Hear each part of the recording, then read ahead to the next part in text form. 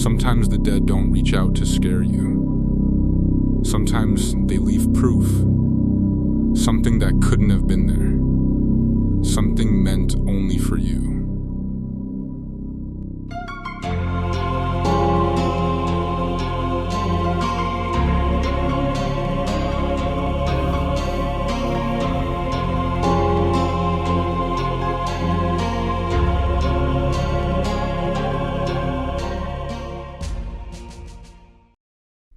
A few years ago, I went to see a medium who claimed he could speak with those who had passed on. I didn't know what to expect. I wasn't desperate. I wasn't grieving. I was just curious. During our session, the medium suddenly paused. He told me my grandfather was there. Then he said his name. I felt my chest tighten. He couldn't have known that. I hadn't mentioned my grandfather to anyone. The medium smiled softly and said my grandfather wanted me to go to bingo. Apparently, it was something he used to do all the time when he was alive. He says he'll make it worth your while, the medium said. I almost laughed. It sounded silly. I hadn't gone to bingo in years. But before I left, the medium added something strange. You'll know when it's time, he said. He'll give you a sign. Weeks passed. Nothing happened. Then one evening, while washing dishes at home, the radio was playing quietly in the background. Out of nowhere, a commercial came on. A big bingo event. In my hometown. About an hour away. I froze. Dish still in my hands. Something inside me clicked. The kind of feeling you don't question. That night, I told my husband, "Let's go to my parents' place. You can hang out with the boys while I play bingo." He shrugged and agreed. So we went. That bingo hall was packed, loud, warm, ordinary. Nothing felt strange at all. Until I won. $200. When the attendant counted the cash into my hand, I counted it myself. 10 crisp $20 bills. Nothing else. When I got back to my parents' house, everyone gathered around as I told them the story, the medium, the bingo, the win. They laughed, impressed, passing the money around. And then, a freezing breeze tore through me. Not like a draft, not like cold air. It was sharp, sudden. It wrapped around my body like ice, sinking straight into my chest. I gasped. "Did you feel that?" I asked. No one answered. I asked again, louder this time. Nothing. They were smiling, talking, laughing. As if I wasn't there at all. My heart started racing. I called their names. Once, twice, 3 times. I even reached out trying to touch my mother's arm. It was like I'd slipped out of their world. Then, just as suddenly as it started, it stopped. The cold vanished. Warmth rushed back into my body. The room felt normal again. Everyone turned to look at me. "What's wrong?" my mother asked. I asked if they'd heard me yelling about how cold it suddenly got. They stared at me, confused. "You weren't talking," my mother said. That's when I reached into my pocket. I pulled out the folded bills, 10 20s, but right there, in the middle of the stack, was something that made my stomach drop. A small wooden bridge, the kind used on a fiddle. The room went silent. My father looked at it, and his face drained of color. Without saying a word, he walked out of the room and went into his study. When he came back, he was holding one of my grandfather's old fiddles. He had kept them locked away for years, always warning us never to touch them. My father turned the fiddle over. The bridge was missing. Everyone just stared. The bingo attendant had counted the money into my hand. I had counted it myself. There was no bridge.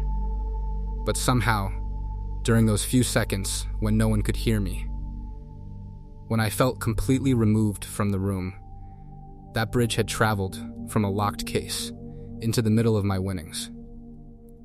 I don't know how it happened, but I know why. My grandfather was a well-known fiddle player, and I think that night, he found a way to keep his promise. He made it worth my while. The dead don't always whisper from the dark.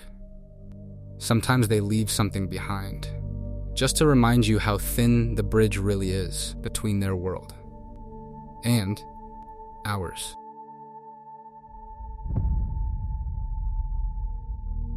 Some houses don't feel haunted at first. They just feel wrong. And it took one night inside that house to make me wonder, were we visiting it or stepping into someone else's time? My friend once said his grandfather never really left that house. I laughed at the time. But that summer, I learned what he meant. I grew up in a small Bulgarian town, and like most teenagers, we went exploring. Abandoned factories, empty schools, anywhere we weren't supposed to be. Just dumb teenage stuff.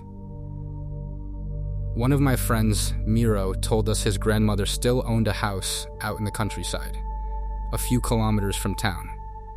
No one had lived there since his grandfather died. He said we could stay there for the weekend. No one will bother us, he said. We can drink and smoke in peace. The moment I saw the place, my stomach dropped. It was a small, one-story house with a broken fence and weeds taller than our knees. The windows were clouded with grime. And when we opened the door, a smell rushed out. Dust, rot, and something older. Inside, everything felt frozen. Wooden furniture, yellow lace curtains, family photos, so faded you could barely recognize the faces. On the living room wall hung a large round clock. Its hands were stuck at 12. We made jokes about ghosts, the way people do when they're trying not to admit they're scared. But after midnight, when the laughter faded and the beer ran out, the quiet settled in. And that quiet felt alive. Around 1 a.m, I went outside to relieve myself. The moon was bright enough to light the yard, and the air felt thick, unnaturally still. That's when I heard it. Footsteps. Slow, heavy, deliberate. Right behind me. I turned around. There was nothing there. Just tall grass, swaying in the moonlight. I went back inside and told Miro someone was walking around the yard. He didn't even blink. That's normal, he said. It's just Grandpa. He died here, but he never really left. I waited for the laugh. It never came. Then we heard a noise from the next room, a heavy thump, like a chair tipping over. That room was empty. A moment later came another sound, a slow dragging noise, wood scraping across the floorboards. And then, tick. We all turned toward the wall clock. Its second hand was moving again. Not forward, not backward, both. Tick-tock-tock, tick-tick-tock. The sound grew louder, echoing off the walls like dozens of clocks ticking out of sync. The lights flickered. Someone whispered, "What the hell?" And we ran. Outside, we lit cigarettes with shaking hands. The night air felt colder now, like something had followed us out. Miro took an extra cigarette, pressed it upright into the dirt, and said quietly, "For Grandpa." We stood there, watching it burn. The tip glowed red, then dimmed, then glowed again, like someone was taking slow drags. When it burned down to the filter, Miro just stared at the ash. Eventually, we went back inside. The air felt heavier, the house felt heavier, and the clock was working normally now. The hands moved smoothly. 2:57 a.m. We watched as they reached 3-0, and then it stopped. That silence wasn't just quiet. It felt like something had exhaled. Miro went pale. "He's gone," he whispered, and walked out. We followed. None of us said a word on the drive home. That was years ago. The house is probably gone by now. But sometimes, when I'm awake at 3 a.m., and everything around me is still, I swear I hear that same sound again. Maybe his grandfather never left that house. But what still bothers me is this. When the clock started moving again, was time restarting for us? Or for him?